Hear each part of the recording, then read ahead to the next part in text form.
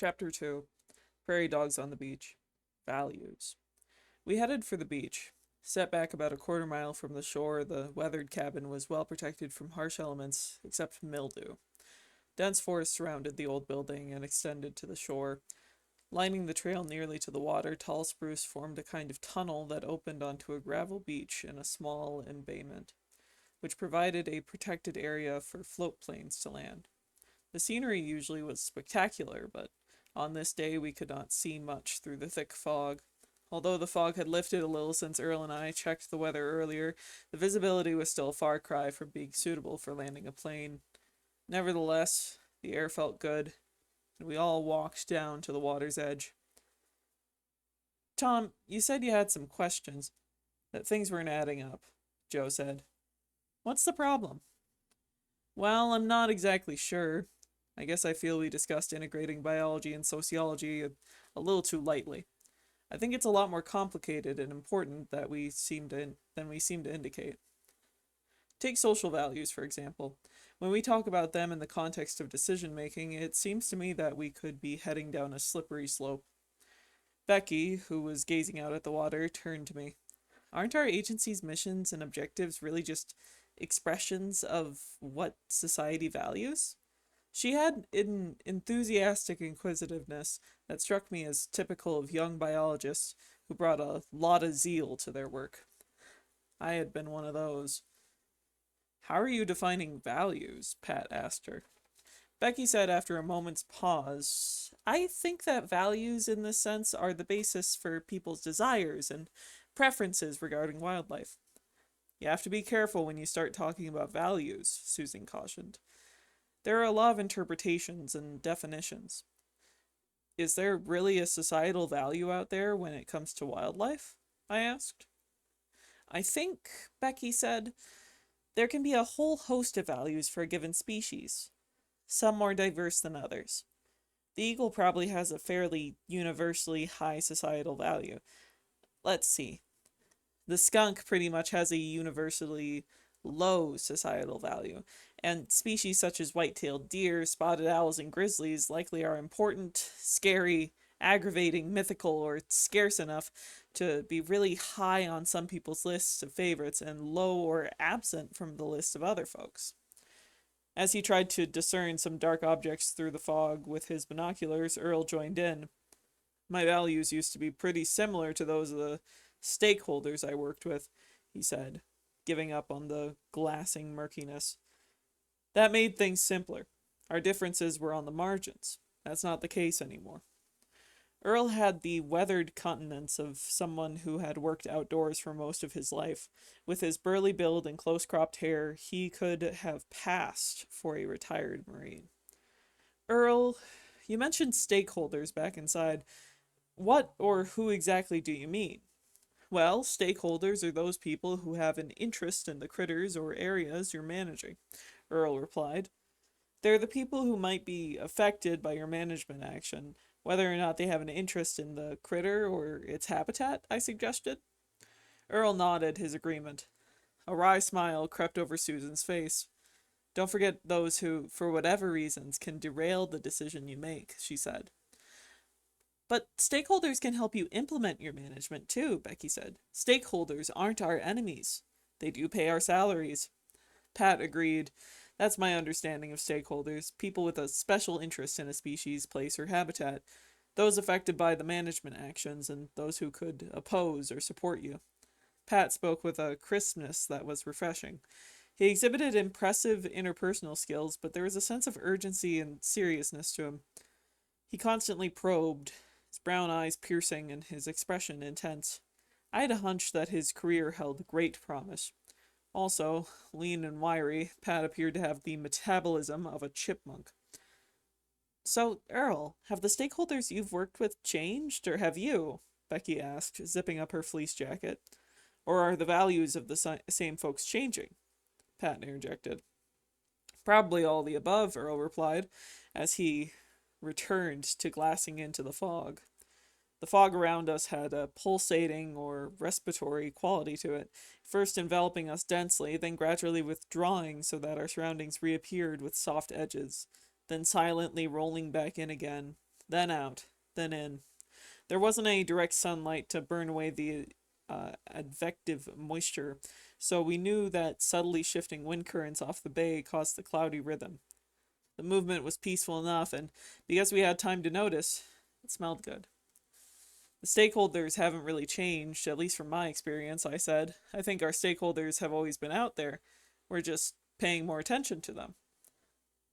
I believe they're asserting themselves more, demanding to be recognized, Becky added.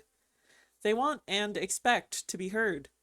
That's for sure, said Joe, poking around in the rocks as if looking for some hidden treasure. It used to be that government experts were the ones who set public policy, but in the last few decades it seems there have been more challenges to government authority, and a broader segment of the public is interested in wildlife and the management decisions that we make. Earl nodded in agreement. In our state, he said, we used to talk about our constituents, but during the late 80s and into the early 90s, we started to talk about our customers.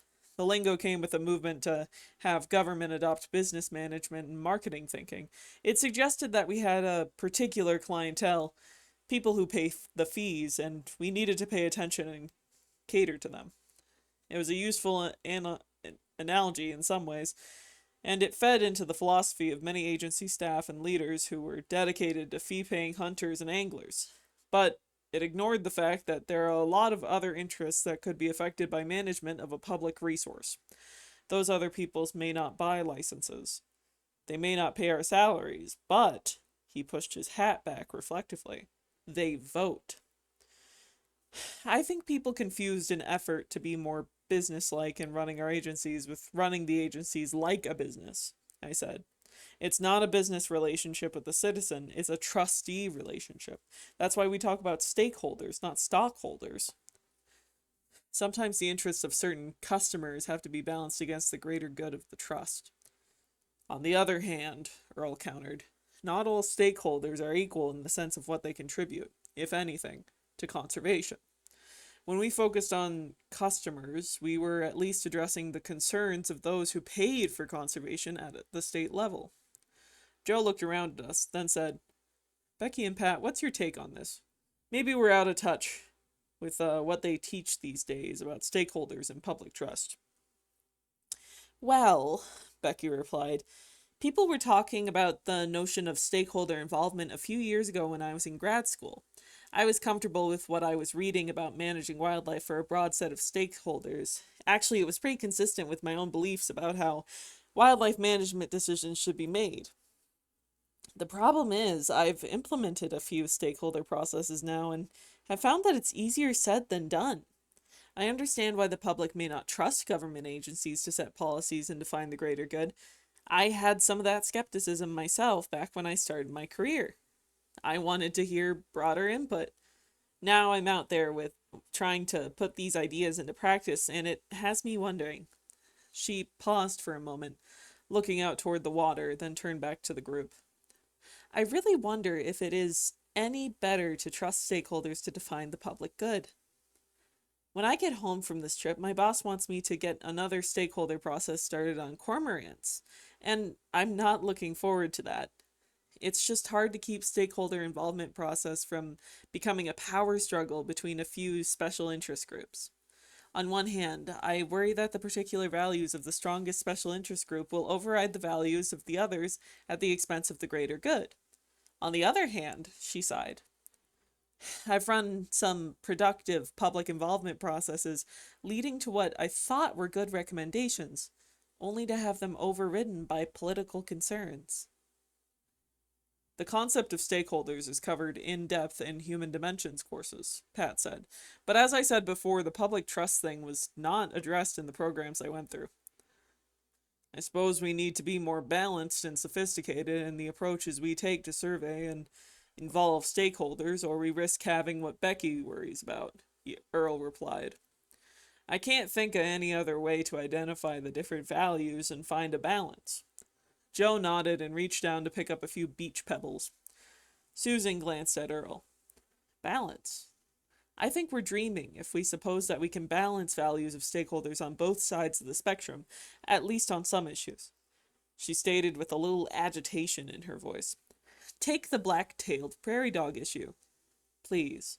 She cracked a rare grin. It's a clash of cultures, pure and simple.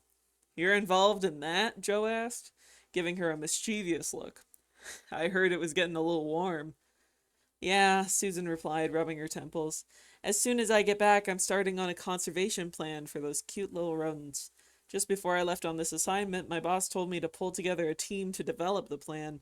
It seems like I no sooner returned to my office that day when I had a call from a guy with the State Cattlemen's Association. He started railing at me. What in the heck are you going to do with what the hell is going on with prairie dogs? And what are you people gonna do about it? He complained about the feds trying to list them as a threatened species, even though, as he said, those varmints are all over the state.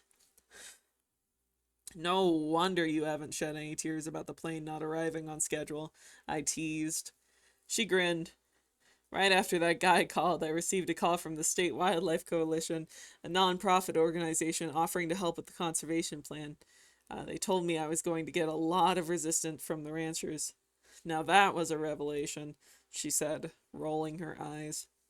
At that, a raven flew with a triple whoosh of its wings to the top of a tall fir tree behind us and made an especially fumbling landing on the first one, then another small branch. Finally firmly perched, it cocked its head to one side and looked down at us. After a moment, apparently convinced that we were not yet carrion, it lifted its sleek, ebony wings and launched itself back into the misty sky, undoubtedly in search of riper prospects. I don't know the details of the prairie dog controversy, but speaking as a state guy, it looks like the feds are making a mountain out of a molehill. No pun intended, but by going overboard and protecting them. Earl said, jibing both Becky and Joe. What's the crux of the issue, Susan? Prairie dog distribution has decreased dramatically. A lot of locals think this is good. Others, particularly outsiders, want restoration. What led to the decline in prairie dogs? I asked. Mostly habitat loss due to development. In yesteryear, they were strongly linked to the range of bison. Bison grazing and soil disturbance provided ideal conditions for prairie dogs, and from an overall conservation standpoint, prairie dogs were very important. A lot of other wildlife was associated with dog towns either because they used the burrows, preyed on the dogs, or both, she replied. Well, what happened when the bison were gone? Earl asked. Didn't cattle maintain the conditions? Well, functionally, cattle did maintain habitat conditions to some extent, Susan said, but ranchers perceived the dogs as a threat because some livestock were injured when they stepped into holes. On top of that, there were disease concerns. The government did a lot of shooting and poisoning to eradicate prairie dogs. Even though animal damage control on prairie dogs is nearly a thing of the past, their protection under the Endangered Species Act would put the government in a 180-degree position of investing to restore the little critters. That must go over big with the locals, Joe commented, but I presume there is some support for their restoration. Susan chuckled. Well, Joe, I've figured out this much about prairie dogs. People either love them and want complete protection, or they hate them and want them eradicated. Heck, even different state agencies have competing mandates regarding prairie dogs. Some treat them as a threatened species, while others treat them as a pest species. You know, it's pretty bad when you have biologists citing the same scientific findings about prairie dog ecology, yet disagreeing in public about how to manage them. This happens a lot. It really seems like people's values, including those of wildlife professionals, are polarized over prairie dogs. You know, Susan, Earl spoke up, this reflects some pervasive changes in our society. We know that early wildlife conservationists advocated eliminating predators and varmints, and they considered it a good thing for the government to do. That was at a time when more people lived on farms than in cities, and ecological knowledge about prairie dogs was limited. These days, vast majority of people live in cities and suburbs, where the impacts of wildlife are either non-existent or vastly different from rural America living off the land 50 to 80 years ago. It's no wonder that public values have changed. As evidence of a complete turnaround in less than a century, Susan added, there are plans for government incentive programs to pay landowners for restoring or maintaining prairie dog populations. Earl said, That's a good example of how society's values have changed. All of a sudden, people in New York City and Denver think it's awful that these cute little buggers are declining, while local folks have difficulty envisioning them as endangered, particularly when a horse breaks its leg stepping in a burrow. I was in Washington, D.C. last year and went to the panda exhibit at the National Zoo, Becky said, sitting down cross-legged. It was the biggest attraction at the zoo, and the line was a mile long to get to see them. It went right by the plains exhibit, where they had bison. While I was waiting for the line to move, I found myself smack in front of a prairie dog exhibit. They were fascinating and actually more entertaining to the kids than the pandas were. Imagine how many kids go by that exhibit in a single year, Susan said. What do you think their reaction is going to be? Save these cute little animals or kill these pesky rodents? Everyone silently acknowledged the obvious answer. Aware of how popular recreational shooting of prairie dogs was in rural communities, I asked, are there still issues with plague associated with prairie dogs? Well, in reality, the risk is pretty low, Susan answered. However, objective assessment of risk doesn't count for how much if people believe something else. It's hard to convince ranchers otherwise if they simply don't want prairie dogs for whatever reason. You don't want to get into that argument because their values as a wildlife manager are going to run head-on into theirs. That's what can be frustrating at times for our agency folks, Earl said, shaking his head. Our training and background gave us a broader awareness and understanding of an issue than that of our stakeholders. Yet stakeholders' positions on an issue still reflects their subjectivity and values, as informed as they may or may not be, Joe observed. That's another contributor to the frustration, said Earl. Agency people feel that their values should be suppressed or don't count in the public arena because they are in public service. Becky stood up to stretch. Everyone's values should count to some degree. No one person or group's values, though, including our own, should be considered at the exclusion of others. Probably the hardest thing for many people I work with is to understand the difference between objective facts and their interpretation of those facts based on their values. Come on, folks, let's get real. The biological knowledge we bring to the table is essential in dealing responsibly with these kinds of issues, Susan countered with a mild tone of irritation. It would seem that biologists should carry more weight than John Q. Public. No question that biologists typically have more technical knowledge, Earl replied. But a manager's judgment about how to interpret or apply biological knowledge, while essential, nearly always carries our inherent values with it. We need to recognize that when we bring our opinions to the table. I sensed that this discussion was becoming edgy. It was the fog, not the undulating blanket of mist around us so much as the fog of things not fully considered or comprehended or accepted. 1 second.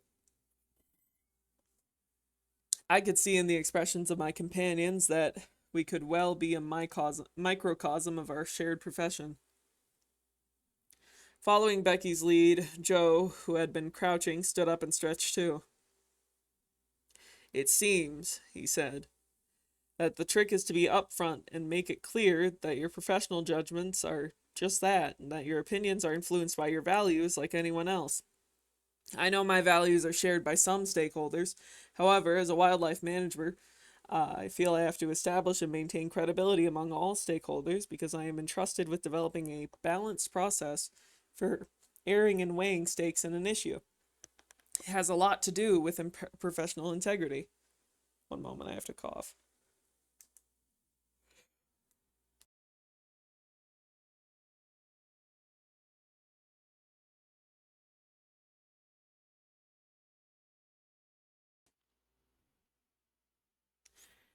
It gets back to what I was saying earlier, or reminded us. And it gnaws at me that no one is representing the critters' values. If we don't do it, who will? I caught myself being drawn into this philosophical debate. The notion that wildlife has values reminded me of the earlier conversation about whether we work mainly for the people or mainly for the resource.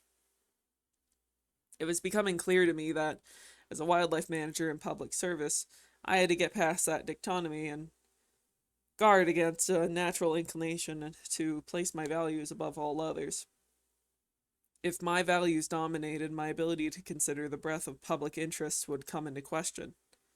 That would be a compromise of professionalism, so a risk definitely not worth taking.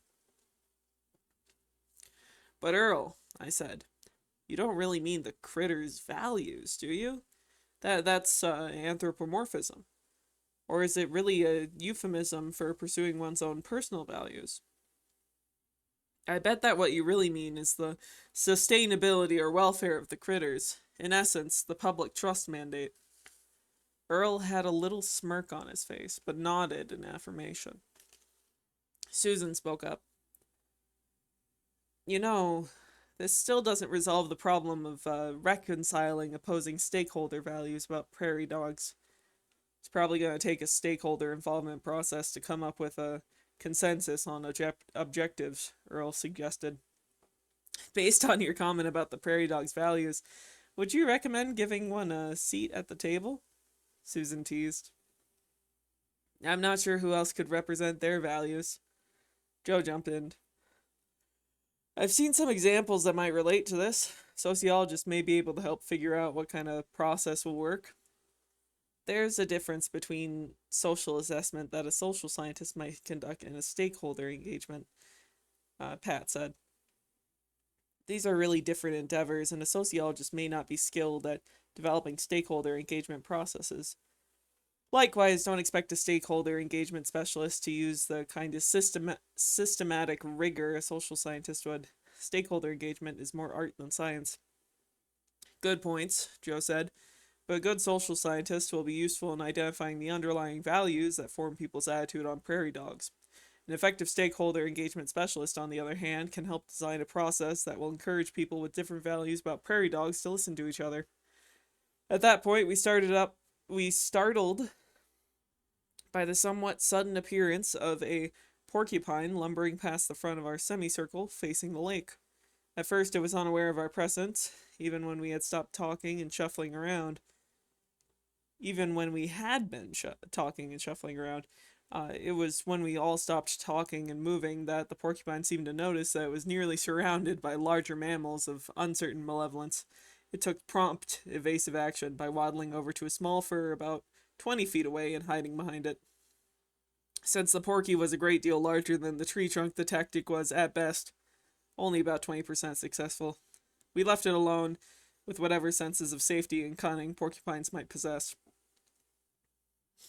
Observing antics of the wily quill pig always makes me hungry, Joe said. I vote we fix dinner. I'm ready for some food, said Becky. Do you suppose we can continue this discussion back at the cabin? A few groans and chuckles went up as we all headed back up to the trail, ready to eat, but not sure we wanted to continue the discussion.